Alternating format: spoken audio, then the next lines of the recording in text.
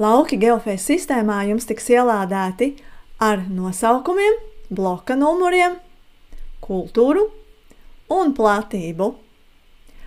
Jūs laukus redzēsiet kartē, un šeit pēc saraksta lauki tiek sakārtoti alfabēta secībā. Pastāstīšu mazliet vairāk par to, ko vēl var redzēt geofējas kartē.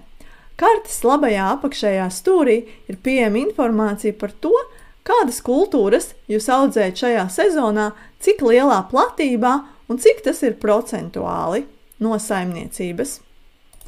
Savukārt kartes labajā augšējā stūrī ir pieejami dažādi karšu slāņi, piemēram, kadastra kartes slānis, meliorācijas kartes slānis un lidar kartes slānis. Visi šie karšu slāņi darbojas online režīmā, tā kā jums vienmēr ir pieejami jaunākie dati.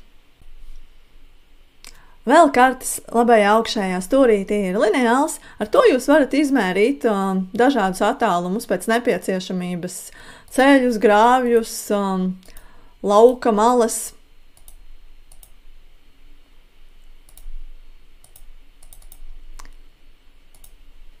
Un zem lineāla ar šo rīku jūs varat izmērīt laukumus. Piemēram, es vēlos izmērīt, cik liela ir šī platība.